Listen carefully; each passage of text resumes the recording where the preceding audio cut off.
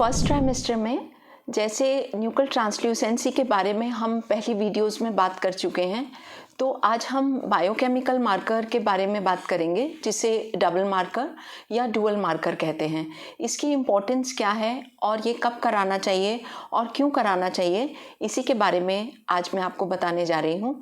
I am doctor Kanchan Malik, director Mangalam hospital Meerut. जैसा कि हम पहले भी बात कर चुके हैं कि 11 to 13 वीक्स में एक सॉफ्ट टिश्यू मार्कर होता है जिसे न्यूक्लियर ट्रांसल्यूसेंसी और नेजल बोन स्कैन कहते हैं। इसी के साथ ही एक बायोकेमिकल मार्कर होता है जिसे डुअल मार्कर या डबल मार्कर कहते हैं। तो इसकी क्या इंपॉर्टेंस है और ये फर्स्ट ट्राइमेस्टर में क्यों जरूरी है, ये जानते हैं। डबल मार्कर एक बायोकेमिकल मार्कर है जो कि प्रेगनेंसी के जो हार्मोन्स होते हैं उसमें दो हार्मोन्स को देखता है, एक सीरम बीटा एचसीजी और पैप ए। पैप ए का मतलब है pregnancy activated plasma protein A. इन दोनों हार्मोन्स के लेवल्स देखे जाते हैं 11 to 13 वीक्स ऑफ प्रेगनेंसी में। अगर ये हार्मोन्स एबनॉर्मल पाए जाते हैं तो बहुत ज़्यादा चांसेस होते हैं कि बच्चे में कोई क्रोमोसोमल एबनॉर्मेलिटीज हो सकती हैं। डुअल मार्कर अकेले टेस्ट की कोई बहुत ज़्यादा महत्वता नहीं है। डुअल मार्कर हमेशा एंटी स्कैन के साथ ही मिलके एक पॉजिटिव कंक्लूजन देता है कि कोई एबनॉर्मल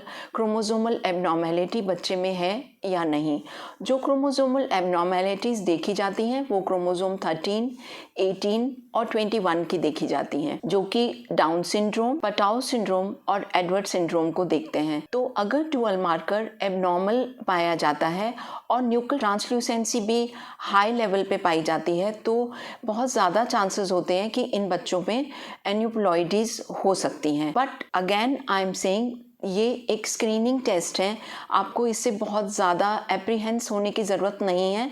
ये आपको ये संकेत करते हैं कि आप हाई रिस्क लेवल पे हैं और आपको आगे भी इन्वेस्टिगेशंस कराने की ज़रूरत है। यूजुअली डुअल मार्कर उन केसेस में भी ज़्यादा हो जाता है जबकि कोई क्रोमोसोमल एबनॉर्मेलिटीज़ नहीं होती जिनमें मैटरनल एज 35 ईयर्स से ज़्यादा होती है।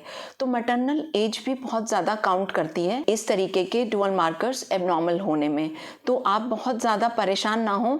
यस, आपको विजिलेंट होने की ज़रूरत है कि डुअल मार्कर अगर आपका इंक्रीज रिस्क पे आया है तो आपको और ज़्यादा टेस्ट कराने हैं।